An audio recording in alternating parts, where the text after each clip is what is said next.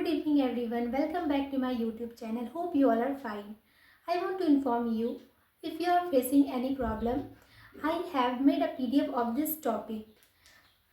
Wait. See. It's linked in the description. तो आज का रूट वर्ड है साइकी. साइकी मतलब होता है स्पिरिट, सोल और माइंड. और साइकी से ऐसे 8 वर्ड है जो बनते हैं और उसका मीनिंग अलग अलग होता है. जैसे कि साइकी से बनता है साइकोथेरेपिस्ट, साइकोलॉजी, साइकोथेरेपी और साइकोसोमेटिक, साइको एनालिसिस और कई सारे. आज हम लोग एक एक करके सबके बारे में जानेंगे और डिस्कस करेंगे ये होता क्या है. ये बहुत इंपॉर्टेंट है. ऐसे छोटे छोटे वर्ड जो है हमें बहुत काम आते हैं. पहला है साइकोलॉजिस्ट. साइकोलॉजिस्ट क्या होता है? One who study in the mind. ऐसा व्यक्ति जो माइंड को पढ़ता है उसको हम लोग साइकोलॉजिस्ट कहते हैं. और साइकोलॉजी क्या होता है? Study of mind and how it influence. Mind को स्टडी करना और ये कैसे इन्फ्लुएंस होता है उसको हम लोग साइकोलॉजी कहते हैं. और जो इस चीज़ को पढ़ता है उसको हम लोग साइकोलॉजिस्ट कहते हैं. एग्जाम्पल हो जाएगा इसका, हर psychology turn out to be fake. Next word है साइकोपैथिक. ये जो एक एडजेक्टिव है, अब हम लोग पढ़ेंगे इसके बारे में ये होता क्या है. Suffering from and caused by serious mental illness that cause somebody to behave in a violent way towards other people.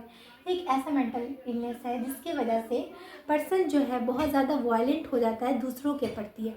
वो बहुत ज़्यादा गुस्सा करता है दूसरों को देख के, दूसरे का बात उसको अच्छा नहीं लगता. उसको हम लोग साइकोपैथिक पर्सन कहते हैं. ओके. और इसका एग्जांपल हो जाएगा series of unsolve murder on the island has raised fears that a psychopathic serial killer is on the loose. Psychopathic serial killer है जो कि खुला घूम रहा है एक आइलैंड में. ओके. तो नेक्स्ट वर्ड है psychopathy. A mental disorder, especially when marked by an egocentric and antisocial activity, a lack of remorse for one's action, an absence of empathy for others, and often criminal tendency. अब हम लोग पढ़ेंगे इसके बारे में क्या होता है. एक ऐसा मेंटल डिसऑर्डर है जिसमें कि ये किसके अंदर पाया जाता है ज़्यादातर? ईगोसेंट्रिक और एंटी सोशल. ईगोसेंट्रिक मतलब होता है कि वो ना बस अपने बारे में सोचता है, दूसरों के बारे में नहीं सोचता है, दूसरों का केयर नहीं करता है, बहुत ज़्यादा सेल्फिश होता है. ईगोसेंट्रिक का मतलब होता है, मैंने आपको पहले की वीडियो में बताया है ईगोसेंट्रिक के बारे में. ओके. एंटी सोशल मतलब होता है कि अननोइंग टू अदर पीपल. दूसरों से बहुत ज़्यादा अननोइंग रहना, गुस्सा रहना, बहुत एंगर दिखाना, उसको हम लोग कहते हैं. तो क्या होता है, साइकोपैथिक किसके अंदर पाया जाता है? जो ज़्यादा एंटी सोशल और इगोसेंट्रिक होते हैं वो जो क्या करते हैं, वो दूसरों के प्रति जो है कोई एम्पैथी मतलब कोई हमदर्दी नहीं दिखाते हैं. और वो जो है दूसरों को बहुत ज़्यादा ही गुस्सा करते हैं, दूसरों के ऊपर बहुत ज़्यादा गुस्सा करते हैं. अगर कोई वो गलती भी करती है तो उसको रिग्रेट फील नहीं होता है.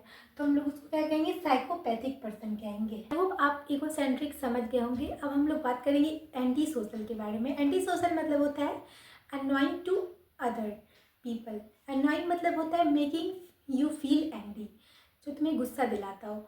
तो ये क्या बोल रहा है इसमें कि साइकोपैथिक किसके अंदर पाया जाता है? जो ईगोसेंट्रिक, जो अपने से मतलब रखते हैं, दूसरों के बारे में नहीं सोचते. और एंटी सोशल जिसके अंदर बहुत ज़्यादा गुस्सा होता हो और अननोइंग जैसा बिहेव करते हो, उसके अंदर पाया जाता है.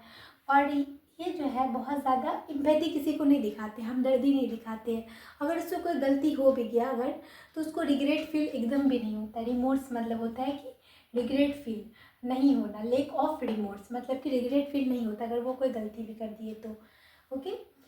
एग्जाम्पल इसका, सब human condition such as psychopathy do not make much sense according to this theory. कुछ ऐसे ह्यूमन कंडीशन है जिसमें कि साइकोपैथी जो है वो ऐसा काम नहीं कर सकते थ्योरी के हिसाब से. नेक्स्ट वर्ड है psychosomatic. Of relating to involving or concern with bodily symptoms caused by mental or emotional disturbance. इसका मतलब क्या होता है? मेंटल और इमोशनल डिस्टर्बेंस की वजह से हमारे बॉडी में जो चेंजेस आते हैं उसको हम लोग साइकोसोमेटिक कहते हैं. बॉडी में चेंजेस कैसे आ सकते हैं? जैसे कि बहुत ज़्यादा वीक होना या फिर अच्छे से खाना नहीं खाता है, क्योंकि ऐसा बीमारी में जो है पर्सन जो है इतना खाना नहीं खा पाता है. चेंजेस कैसे आते हैं? जैसे कि वो बहुत ज़्यादा वीक हो जाता है, इस वजह से चेंजेस हो रहा है, उसको क्या कहेंगे हम लोग? साइकोसोमेटिक. जैसे कि मेंटल और इमोशनल डिस्टर्बेंस की वजह से जो हमारी बॉडी में चेंजेस आते हैं उसको हम लोग साइकोसोमेटिक कहते हैं। इसका एग्जाम्पल हो जाएगा, there are several ways in which psychosomatic symptoms can be generated. ऐसे बहुत सारे तरीके हैं जिसमें कि साइकोसोमेटिक सिम्टम्स जो है जनरेट हो सकते हैं, जैसे कि बहुत ज़्यादा ओवर थिंक करना, हेल्दी डाइट फूड नहीं खाना, या फिर एक्सरसाइज नहीं करना, योगा नहीं करना, वो सब की वजह से जो है साइकोसोमेटिक चीज़ जो है डेवलप्ड हो सकता है। कैसे? क्योंकि अगर मेंटल और इमोशनल डिस्टर्बेंस जो होगा उसकी वजह से बॉडी में बहुत सारे ऐसे चेंजेस होंगे, इसलिए ओके। और नेक्स्ट है psychoanalysis, a set of technique for exploring underlying motives and method of treating various mental disorder. एक ऐसा टेक्निक है जिसमें कि बहुत सारे मेंटल डिसऑर्डर को ठीक किया जाता है, उसको लोग साइको एनालिसिस कहते हैं। कैसे ठीक किया जाता है? वह योगा करता होगा, सुबह उठने का तरीका सिखाता होगा, बहुत सारे ऐसे टेक्निक होते हैं जिसकी वजह से इसको हम लोग क्या कहेंगे? साइको एनालिसिस कहते हैं। और नेक्स्ट है साइकोजेनिक, ये एक एडजेक्टिव है, ऑरिजिनेटिंग इन द माइंड और मेंटल इमोशनल कन्फ्लिक्ट। ये जो है माइंड में अपने आप डेवलप्ड होने लगते हैं बहुत सारे ऐसे थिंग जिसकी वजह से जो है एक प्रॉब्लम फेस करना पड़ता है। ये एक एडजेक्टिव है, इसका मतलब क्या होता है? जो चीज़ माइंड में जनरेट हो रही है उसको हम लोग साइकोजेनिक कहेंगे, ऑरिजिनेटिंग इन द माइंड और in mental or emotional conflict. और उसकी वजह से जो हमारे माइंड में इमोशनल और मेंटल में झगड़ा होने लगता है, इसका बात सही है, उसका बात सही है, उसको हम लोग क्या कहेंगे? साइकोजेनिक। एग्जाम्पल हो जाएगा इसका, he can not overcome this psychogenic disorder all the time. ये जो है ओवरकम नहीं कर पाया साइकोजेनिक डिसऑर्डर को। नेक्स्ट है साइकोथेरेपी, एक एडजेक्टिव है, treatment of mental and emotional disorder. Treatment करना मेंटल और इमोशनल डिसऑर्डर को हम लोग उसको साइकोथेरेपी कहेंगे। और इसी से बनता है साइकोथेरेपिस्ट, जो उस चीज़ के डॉक्टर होते हैं उसको लोग साइकोथेरेपिस्ट कहेंगे। A therapist who deals with the mental and emotional disorder. ऐसा थेरेपिस्ट जो डील्स करते हैं मेंटल और इमोशनल डिसऑर्डर से, उसको हम लोग साइकोथेरेपिस्ट कहेंगे।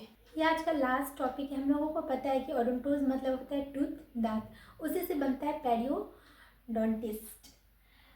A dentist specialising in disease of the gums and the structure surrounding the teeth. एक ऐसा डेंटिस्ट जो स्पेशलाइज करता है गम्स और अदर स्ट्रक्चर टीथ का, उसको हम लोग क्या कहेंगे? पेरियोडोंटिस्ट। जैसे मैं एक आपको स्ट्रक्चर बनाती,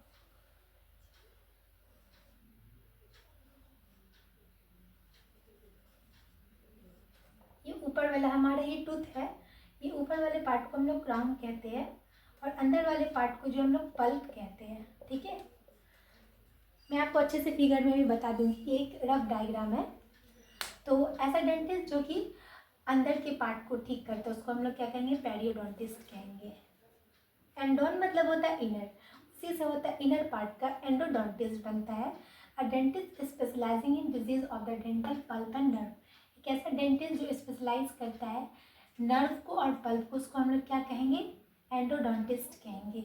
एग्जाम्पल होगा इसका, the endodontist makes an opening in the crown of the tooth. एक एंडोडोंटिस्ट जो है वो क्राउन को खोल दिया।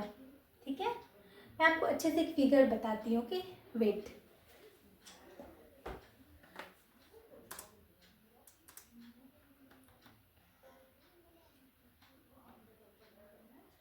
ये आप देख सकते हैं, ये जो ऊपर वाले पार्ट को हम लोग कहेंगे इनेमल, और ये पूरे जो इस ऊपर सबसे ऊपर वाले पार्ट को हम लोग कहेंगे क्रॉन, और अंदर के पार्ट को जो ये नर्व के अंदर है उसको हम लोग पल्प कहेंगे, और ऐसे ही सबसे नीचे वाले पार्ट को रूट कहेंगे। ये हमारा एक स्ट्रक्चर है दांत का। अब लास्ट है ऑस्टियोन। ऑस्टियोन मतलब होता है बोन, हम लोगों ने पहले भी पढ़ा है, तो उसी से बनता है ऑस्टियोपैथ। ये एक नाउन है, a therapist who manipulates the skeleton and muscles. ऐसा थेरेपिस्ट जो कि मैनिपुलेट्स करता है स्केलेटन मतलब कि हड्डी और मसल्स को ठीक करता है, उसको हम लोग क्या कहेंगे? ऑस्टियोपैथ। और इसका एग्जांपल हो जाएगा, an osteopath has been treating her injured back. एक ऑस्टियोपैथ है जो कि इसका ट्रीट कर रहा है, उसको उसके बैक को ट्रीट कर रहा है जो कि इंजर्ड हो गया था। तो आज के लिए इतना ही, मैं फिर मिलूँगी आपको नेक्स्ट वीक में, और मैं खुद को धीरे धीरे इम्प्रूव भी कर रही हूँ। Okay, thanks for watching, bye bye.